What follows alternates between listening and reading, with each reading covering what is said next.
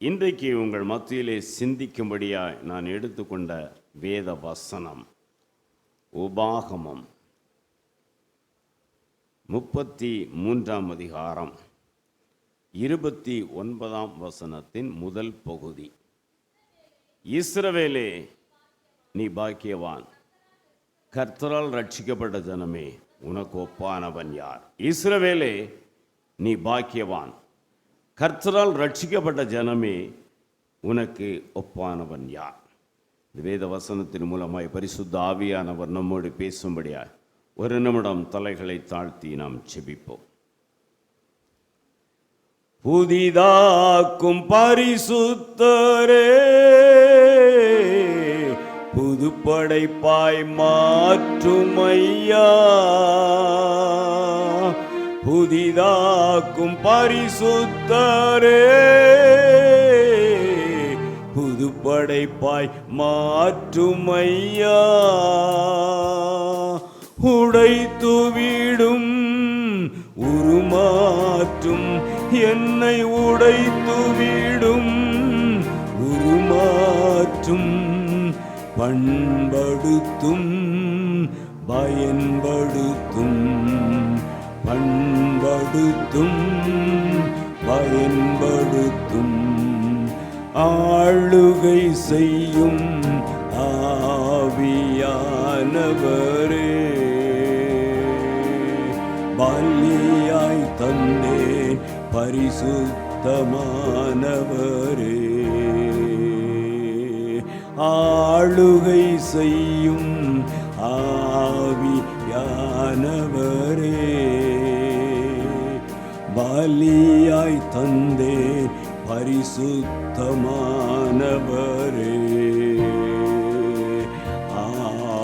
ஆவியானவரே, என் ஆற்றல் ஆனவரே. ஆவியானவரே, என் ஆற்றல் ஆனவரே. அன்பின் ஆண்டவரே, உம்முடைய சமூகத்தில் நாங்கள் வந்திருக்கிறோம் அப்பா. ரட்சிக்கப்பட்டவர்கள் பாக்கியவான்கள் என்று வேதம் சொல்லுகிறது. அந்த ரட்சிப்பின் அனுபவத்தை இந்த நாளிலே பெற்றுக்கொள்ள கர்த்தர் கிருபை செய்யும். நீர் பேசும் உம்முடைய மெல்லிய அமர்ந்த சத்தத்தை கேட்க கர்த்தர் கிருபை செய்யும். இயேசு கிறிஸ்துவின் நாமத்தில் ஜெபிக்கிறேன் நல்ல பிதாவே, அல்லேலூயா. இஸ்ரவேலே நீ பாக்கியவான். எதனால இஸ்ரவேல் பாக்கியவான்? அந்த வசனம் என்ன சொல்லுது? கர்த்தரால் ரட்சிக்கப்பட்ட ஜனமே உனக்கு. இஸ்ரவேல் அப்படிங்கிறது நம்ம என்ன நினைப்போம்? நிறைய நேரங்களில் இஸ்ரவேலுங்கிற தேசத்தில் உள்ள ஒரு மக்கள், அந்த தேசத்தில் உள்ளவர்கள் தான் இஸ்ரவேலர்கள். ஒருவேளை பழைய ஏற்பாட்டில் இஸ்ரவேலன் என்பதை அந்த தேசத்தை குறித்து, அந்த தேசத்து ஜனங்களை குறித்து சொல்லப்பட்டிருக்கும். நாம் எல்லாம் ஆவிக்குரிய இஸ்ரவேலர்கள். அல்லேலூயா. நம்மளாம் யாரு? ஆவிக்குரிய இஸ்ரவேலர்கள். சரியா? அப்ப இஸ்ரவேலே நீ பாக்கியவான். எதனால்? You are a blessed one. காரணம் என்ன? நீ ரட்சிக்கப்பட்டவன். அப்ப இஸ்ரவேல் என்பது ஒரு தேசத்தையோ ஜனங்களையோ குறிக்கவில்லை, அது ஒரு அனுபவம். இஸ்ரவேல் என்பது ஒரு அனுபவம். அந்த அனுபவத்தை நீங்கள் பெற்றுக்கொண்டால் நீங்கள் பாக்கியவான்கள். உங்களுக்கு ஈக்குவலா நெகரா இந்த உலகத்தில் யாருமே இருக்க முடியாது. ஆமென். என்கிட்ட பணம் இருக்காது, என்கிட்ட பதவி இருக்காது, என்கிட்ட ஆஸ்தி இருக்காது, என்கிட்ட அந்தஸ்து இருக்காது, என்கிட்ட ஒண்ணுமே இருக்காது, ஒண்ணுக்குமே தகுதி இல்லாதவனா இருப்பேன். ஆனா நான் ரட்சிக்கப்பட்டு இருப்பேன். அதுதான் உலகத்திலே பெரிய காரியம்.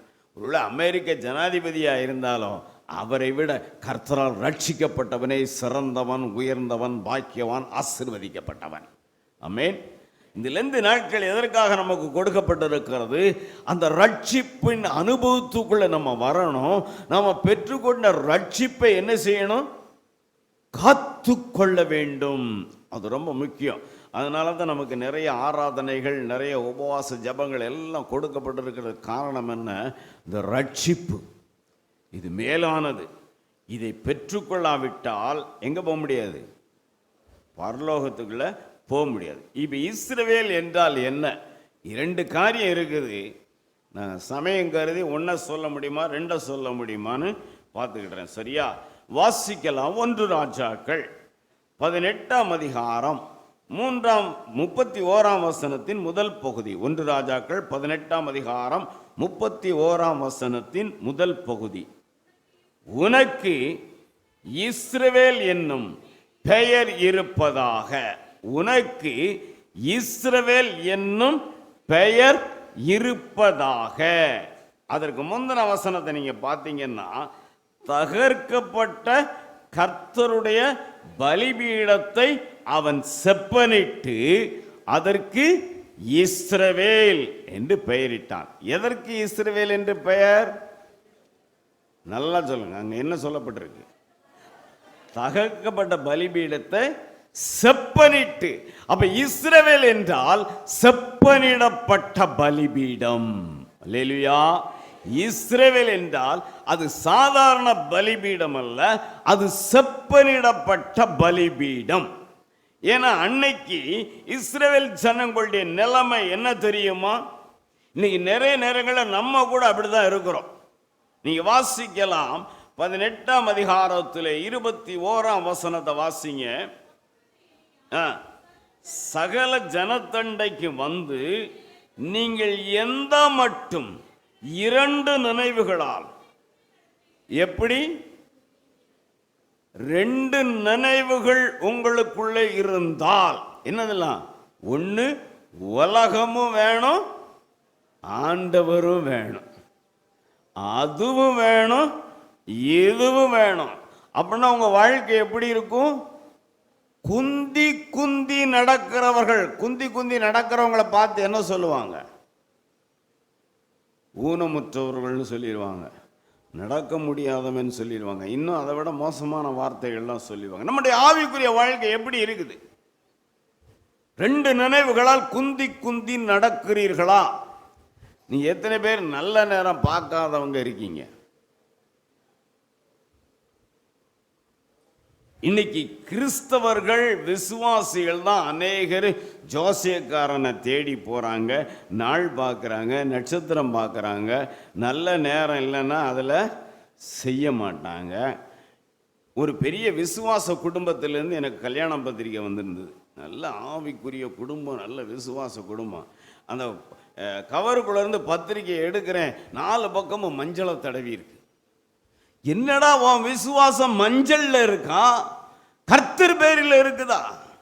நீ இன்னும் உலகத்துக்குள்ளதா இருக்கியா? நீ ரட்சிக்கப்பட்டிருந்தால் உலகமும் அது நிச்சயம் ஒளிந்து போம் என்று சொல்லி அதெல்லாம் ஒளிச்சு போட்டு எனக்கு கர்த்தர் போதுமையான வந்திருப்பிய. 2 நினைவுகளால குந்தி குந்தி குந்தி நடக்கிற அனுபவம் உனக்கு இருந்தா நிச்சயம் நீ தேவனுடைய ராஜ்யத்துக்குள்ள பிரவேசிக்கவே முடியாது. இன்னைக்கு உங்களை ஆராய்ந்து பார்க்க போறீங்க. 2 நினைவுகளால் குந்தி குந்தி நடக்கிறீர்களா?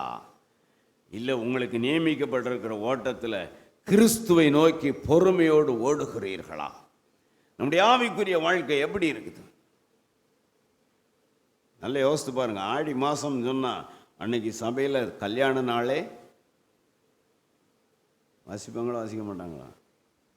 இருக்காது. ஏன்னா கல்யாணம் ஒருவேளை புரஜாதிகள் கூட ஆடி மாதத்தில் கல்யாணம் வச்சிருவான், கிறிஸ்தவம் வைக்க மாட்டான். ஏன்?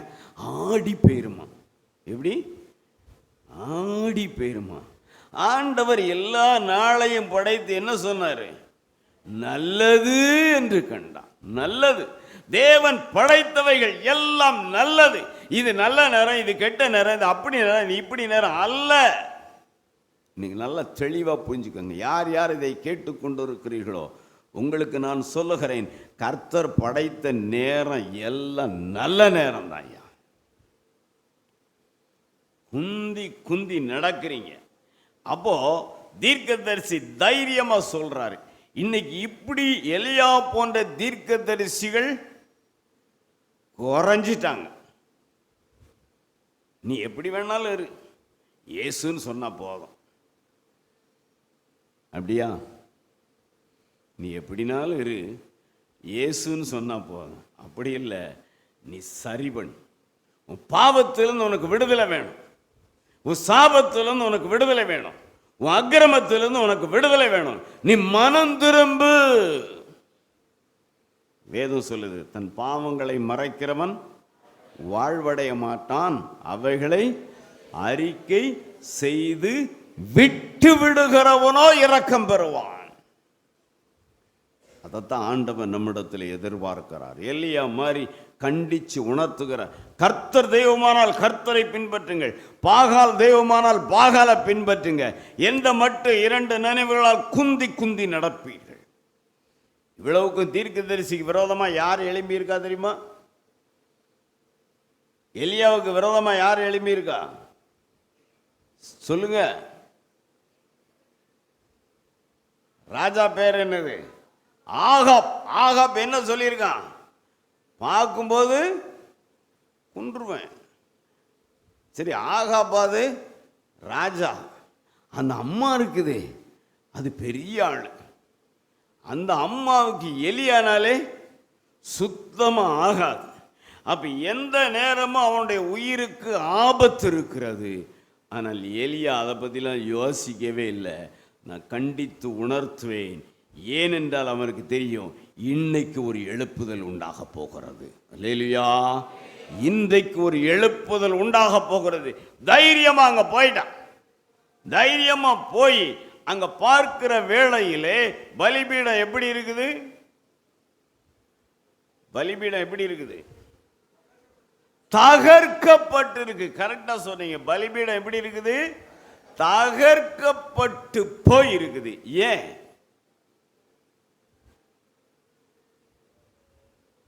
அந்த பலிபீடத்தில் பலி செலுத்தி ரொம்ப நாளாயிரும். பலிபீடத்தை பயன்படுத்தவே இல்லை. பலிபீடத்தை பயன்படுத்தலைன்னு சொன்னா என்ன நடக்கும்? பிசாசு வந்து தகர்த்து போடுவான். பலிபீடம் செப்பனிடப்பட வேண்டும். தகர்க்கப்பட்ட பலிபீடம். இன்னைக்கு தகர்க்கப்பட்ட பலிபீடத்திலே பலி செலுத்திக்கிட்டே இருக்கும். அதனால நம்முடைய ஜெபம் என்ன செய்யல? கேட்கப்படவில்லை. வேதம் சொல்லுது, உன் இருதயத்திலே அக்கிரம சிந்தை கொண்டிருந்தால் தேவன் உன் ஜெபத்திற்கு பதில் கொடுக்க மாட்டார். நம்ம ஜெபத்திற்கு கர்த்தர் பதில் கொடுக்க வேண்டும் என்று சொன்னால் பலிபீடம் செப்பனிடப்பட்டிருக்க வேண்டும். நான் உங்களுக்கு ஒரு காரியத்தை சொல்றேன். ஆண்டவருக்கு பேரு ஜெபத்தை கேட்கிறவர் தான், அல்ல சந்தேகமே இல்லை. ஜெபத்தை தள்ளாதவர் தான், அதுலேயும் சந்தேகமே இல்லை. ஆனா ஒரு காரியம் சொல்லுது பாருங்க. நீதிமொழிகள் 1 அதிகாரம் 28 வசனத்தை வாசிங்க. நீதிமொழிகள் 1 அதிகாரம் 28 வசனத்தை வாசிங்க. அப்பொழுது அவர்கள் என்னை நோக்கி கூப்பிடுவார்கள். என்ன சொல்லுது? நான் மறு உத்தரவு. அவர்கள் அதிகாலையில் என்னை தேடுவார்கள். வேதம் சொல்லுது, என்னை நோக்கி கூப்பிடு, அப்பொழுது நான் உனக்கு உத்தரவு கொடுத்து நீ அறியாதும் உனக்கு எட்டாதுமான பெரிய காரியங்களை அறிவிப்பேன். அதிகாலையில் என்னை தேடுகிறவன். ஆனா இங்க எப்படி இருக்குது? ஏன் ஏன் கூப்பிட்ட ஆண்டவர் செவி கொடுக்க மாட்டார்? ஏன் அதிகாலையில தேடுனா அவரை காண முடியல? ஏன்னா அங்கே அவர்களுடைய பலிபீடம் தகர்க்கப்பட்ட பலிபீடமாயிருக்கிறது. நீ வீட்டில் போய் அதெல்லாம் வாசித்து பாருங்க, என்னென்ன காரியங்கள் அவங்களுக்கு இருக்குது பாருங்க. ஒரே ஒரு காரியத்தை சொல்றேன். 29-30 வசனத்தை வாசித்து பார்த்தீங்கன்னா, அவர்கள் அறிவை வெறுத்தார்கள், கர்த்தருக்கு பயப்படுதலை தெரிந்து கொள்ளாமற் போனார்கள், என் ஆலோசனை அவர்கள் விரும்பவில்லை, என் கடிந்து கொள்ளுதலை எல்லாம் அசட்டை பண்ணினார்கள். கடிந்து கொள்ளுகிறது என்ன செய்யறாங்க? அசட்டை பண்றாங்க. அதனால நீ கூப்பிட்டா பதில் கொடுக்க மாட்டேன்பா, நீ என்னை தேடினாலும் காண மாட்டாய். காரணம் என்ன? பலிபீடம் தகர்க்கப்பட்டு போயிருக்கிறது. அது செப்பனிடப்பட வேண்டும். இன்னைக்கு உங்களுடைய இருதயமாகிய பலிபீடத்தை தேவ கரத்தில் கொடுத்து ஆராய்ந்து பாருங்க. உங்கள் பலிபீடம் எப்படி இருக்குது? தகக்கிறப்பட்டிருந்ததுன்னா அதில் ஓட்டை கிடந்திருக்கும், அது பழுதடைஞ்சிருக்கும், அதில் கண்ட பூச்சியும் பாம்பும் பல்லியும் குடியிருந்திருக்கும், அதில் இருக்கிற கற்களெல்லாம் உதிர்ந்து போயிருந்திருக்கும். அந்த பலிபீடம் உபயோகமற்ற பலிபீடமாக இருந்தது. இன்னைக்கு நம்ம இருதயம் எப்படி இருக்குது? இருதயமானது திருக்குள்ளதும் மகா கேடுள்ளதுமாக இருக்கிறது. உங்கள் இருதயம் தேவனுக்கு முன்பாக செம்மையாக இருக்கணும். அது சரி பண்ணப்பட வேண்டும். என்னென்ன காரியம் இருக்குதா? என் பலிபீடத்தை தேவ கரத்தில் கொடுக்கிறேன் ஆண்டவரே, அதில் உமக்கு பிரியமில்லாத காரியம் நிறைய இருக்கப்பா, அதை பிசாசு வந்து உடைச்சி போட்டுட்டான் ஆண்டவரே. என் பலிபீடத்தை சரி பண்ணணும் ஆண்டவரே, உம்முடைய கரங்களிலே அர்ப்பணிக்கிறேனப்பா. இந்த நாட்களிலே ஆண்டவரே, சுத்த இருதயத்தை என்னிலே சிருஷ்டியும், நிலைவரமான ஆவியை உள்ளத்திலே புதுப்பியும். தாவீது கதறனா, காரணம் என்ன? அவனுடைய பலிபீடம் ஒரே நாளில் இடிக்கப்பட்டு போய்விட்டது. பாவம், அக்கிரமம். அன்பானோடே, தேவ சமூகத்தில் இன்னைக்கு ஒப்பு கொடுங்க. ஆண்டவரே, என் பலிபீடம் செப்பனிடப்பட வேண்டும் அப்பா. சுத்தமான பலிபீடமாக இருக்கணும். செப்பனிடாமல் பலி செலுத்தினா அந்த பலி என்ன செய்யாது? கேட்கப்பட மாட்டாது. அது தேவ சமூகத்துக்கு போகவே போகாது. உங்கள் பலிபீடம் எப்படி இருக்குன்னு உங்களுக்கு தான் தெரியும். நான் ஒரு வசனம் சொல்லுகிறேன், லேவியர் ஆகமம் என்று நினைக்கிறேன். லேவியர் ஆகமம் 6ஆம் அதிகாரம் 13ஆம் வசனத்தை வாசிங்க. பலிபீடத்தின் மேல் அக்னி எப்பொழுதும் எரிந்து கொண்டிருக்க வேண்டும், ஒரு பொழுதும் அவிந்து போகலாகாது. பலிபீடம் எப்படி இருக்கணும்? ஃபயரா இருக்கணும். எப்பவும் எரிந்து கொண்டே இருக்க வேண்டும். அக்னி எரிந்து கொண்டே இருக்க வேண்டும். ஒரு பொழுதும் அது என்ன செய்யக்கூடாது? அவிந்து போகக்கூடாது. பலிபீடம் எப்பொழுதும் எரிந்து கொண்டே இருக்க வேண்டும் என்று சொன்னால் அது செப்பனிடப்பட வேண்டியது அவசியம். இந்த நாட்களிலே தேவ சமூகத்தில் எந்த நாட்களிலே ஆண்டவரே, என் பாவத்தை எல்லாம் மன்னித்து என்னை பரிசுத்தப்படுத்தும் என்று சொல்லி தேவ சமூகத்திலே ஒப்பு கொடுப்போம். அதுக்கு முன்னால் ஒரு குரூப் வந்து பலி செலுத்தி பார்த்தாங்க, கத்துனாங்க, குதிச்சாங்க. வானத்திலிருந்து அக்னி இறங்கி வரவே இல்லை. இப்ப தீர்க்கதரிசி வாராரு. அவர் எப்படிப்பட்டவர் தெரியுமா? எலியா எப்படிப்பட்டவர் சொல்லுங்களேன். யாக்கோபு 5ஆம் அதிகாரம் 17ஆம் வசனத்தின் முதல் பகுதியை வாசிங்க. யாக்கோபு 5:17. எலியா என்பவன் நம்மை போல பாடுள்ள மனுஷன். எலியா பெரிய தீர்க்கதரிசி, எலியா தேவனுடைய மனிதன். இதெல்லாம் ஒரு கோணத்தில் நம்ம பார்க்கிறோம். இன்னொரு கோணத்தில் பார்த்தா எலியா எப்படிப்பட்டவர்? நம்மை போல பாடுள்ள மனுஷன். நம்ம இந்த பாடுகளோட இருந்து என்ன செய்யறது இல்லை? ஜெபிக்கிறது இல்லை, வேதம் வாசிக்கிறது இல்லை, ஆலயத்துக்கு போறது இல்லை. எல்லாத்தையும் என்னத்தை போய் என்னத்தையா கண்டோம். எலியா என்பவன் நம்மை போல பாடுள்ள மனுஷன். ஆனா ஜெபம் எப்படி இருந்துச்சு? நல்லா சொல்லுங்க, எப்படி இருந்துச்சு? கருத்தாய் ஜெபித்தான். கருத்தாய் ஜெபிக்கணும். சும்மா போய் அதை இதை சொல்லி அப்படி பேசி இப்படி பேசி அதெல்லாம் அலங்காரமான கவர்ச்சியான ஜபமாக தான் இருக்கும். இன்னைக்கு கவர்ச்சியான ஜபத்துக்கு ரொம்ப வேல்யூ ஜாஸ்தி. எல்லாரும் அதைத்தான் விரும்பும். அப்பா என்னம்மா ஜெபம் பண்றாரு, அதோட முடிஞ்சு. நீ ஜெபிக்கிறது எப்படி ஜெபம் பண்ணணும்? கருத்தா ஜெபிக்கணும். அது பரலோகத்தில் இருக்க தேவ சமூகத்தை உங்க ஜெபம் எட்டணும். மனுஷன் பார்த்து உங்க ஜெபத்தை பாராட்ட வேண்டிய அவசியமே இல்லை. பாடுள்ள மனுஷன் கருத்தா ஜெபம் பண்றான். கருத்தா ஜெபம் பண்ணா என்ன நடக்கும் தெரியுமா? கருத்தா ஜெபம் பண்ணா நடக்கிற காரியம் 38ஆம் வசனம் 1 ராஜாக்கள் 18:38. அக்கினி இறங்கும். கருத்தா ஜெபம் பண்ணணும். அதுக்கு முன்னால என்ன செய்யணும்? பலிபீடத்தை செப்பனிடணும், சரி பண்ணணும். நீங்க ஒரு வீட்டை பூட்டி போட்டுட்டு ஒரு வருஷம் கழிச்சு அந்த வீட்டுக்குள்ள போனா எப்படி இருக்கும் சொல்லுங்க? அந்த வீட்டுக்குள்ள போன உடனே அங்க இருக்கிற கட்டில அப்படியே படுத்துருவீங்க, சோஃபாலெல்லாம் அப்படியே உட்காந்துருவீங்களா? என்ன செய்வீங்க? ஆமா, அந்த வீட்டுக்குள்ள போகும்போதே எப்படி இருக்கும்? மூக்கை பொத்திட்டு தான் போனோம், சரியா? அப்புறம் அவ்வளோ பாழடைஞ்சு போய் இருக்கும். எல்லாத்தையும் சுத்திகரித்து நல்லா கழுவி விட்டு ஒற்றை அடித்து முடிஞ்சா நல்லா ஒயிட் வாஷ் பண்ணி அதுக்கப்புறம் தான் அந்த வீட்டை பயன்படுத்துவோம். நாம குடியிருக்கிற வீடே அப்படி இருக்கணும் சொன்னா, சர்வ வல்லமுள்ள தேவன் குடியிருக்கிற என்னுடைய இருதயமாகிய பலிபீடம் எப்படி இருக்கணும்யா? யோசிச்சு பாருங்க. அது செப்பனிடப்பட வேண்டும். முதலாவது செப்பனிடப்பட்டுட்டு நீங்க ஜெபிக்கிற ஜெபம் கருத்தாய் ஜெபம் பண்ணணும். நீங்க கருத்தாய் ஜெபம் பண்ணீங்கன்னா வானம் திறக்கப்படும். ஆமென். தானியேலை குறித்து வேதம் சொல்லுது, நீ மிகவும் பிரியமானவன், ஆதலால் நீ வேண்டிக்கொள்ள தொடங்கின போதே கட்டளை வெளிப்பட்டது. அல்லேலூயா. இவன் இங்க முழங்கால் படியும் போதே அங்க பரலோகம் திறக்கப்படும், கட்டளை வெளிப்படும்.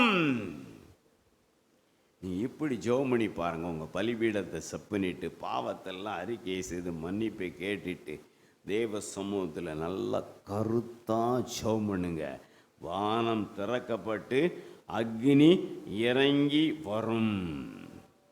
அந்த அக்னி இறங்கி வருகிற வேளையில தான் பெரிய ஒரு ரிவைவல், பெரிய ஒரு எழுப்புதல். அந்த மட்டும் ஜனங்களுடைய ஆவிக்குரிய நிலைமை என்ன?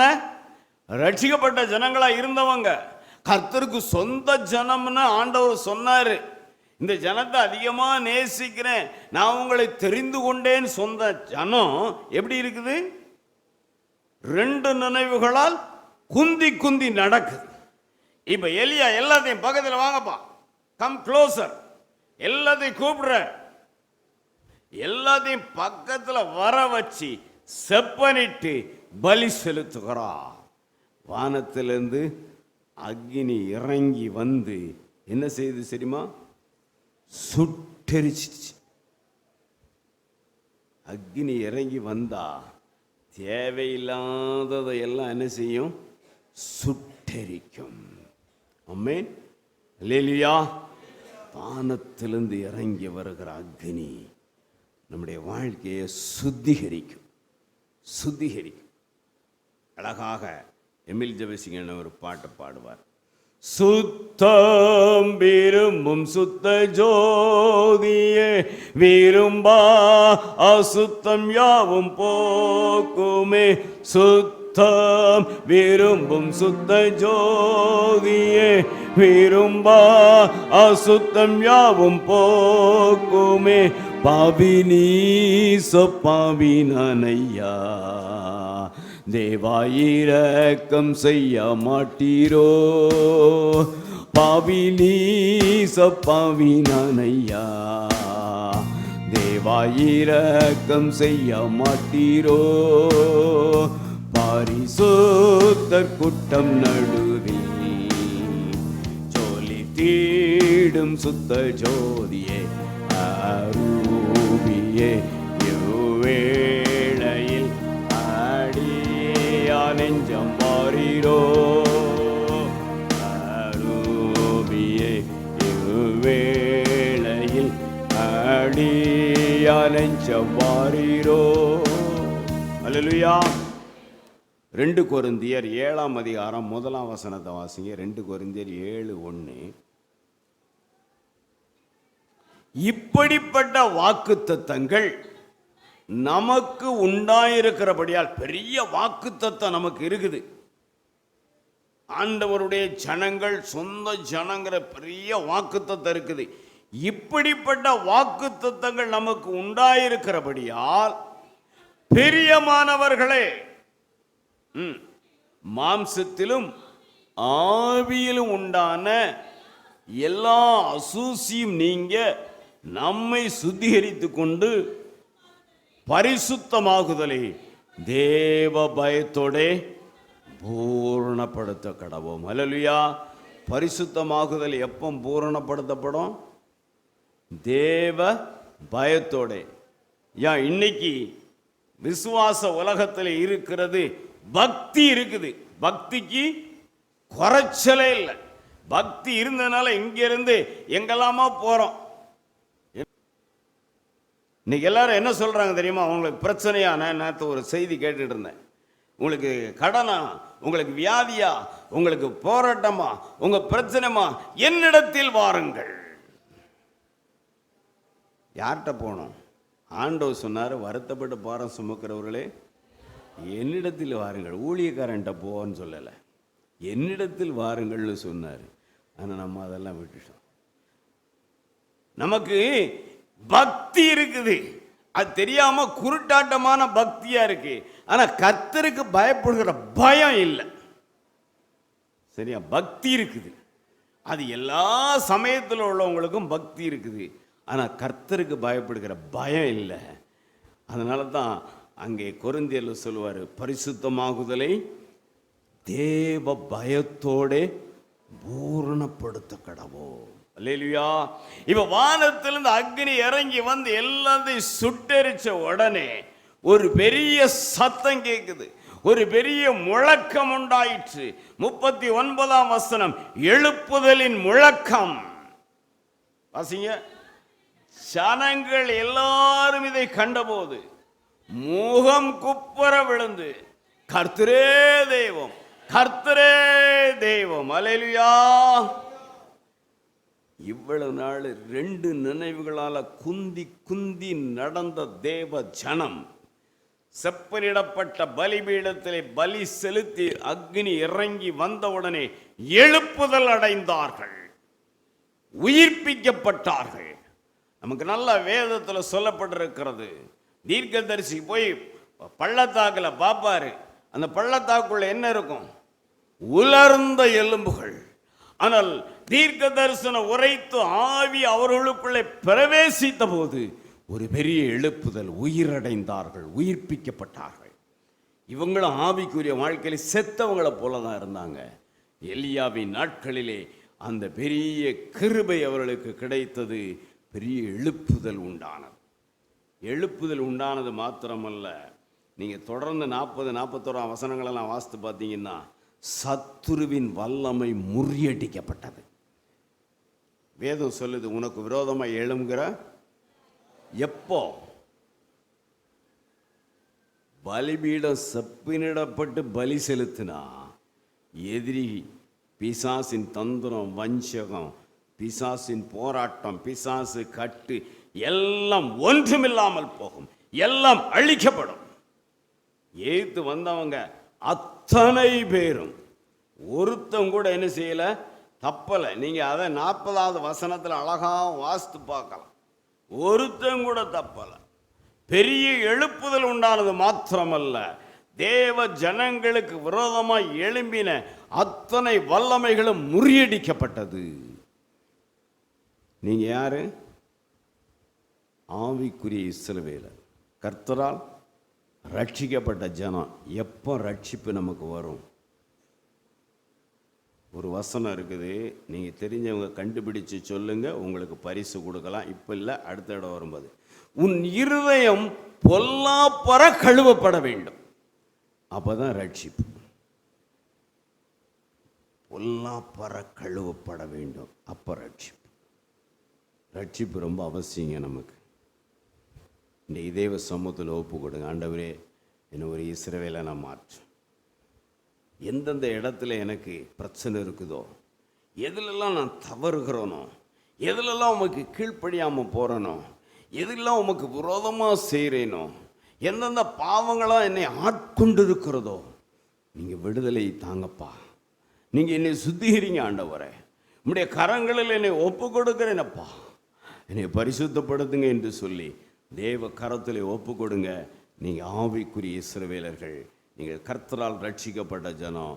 உங்களுக்கு ஒப்பானவன் இந்த உலகத்தில் யாருமே இருக்க முடியாது. அல்லேலூயா, ஹல்லேலூயா. அப்படிப்பட்ட கிருபைகளை கர்த்தர் நம்ம எல்லோருக்கும் தந்து ஆசீர்வதிப்பாராக. ஆமென்.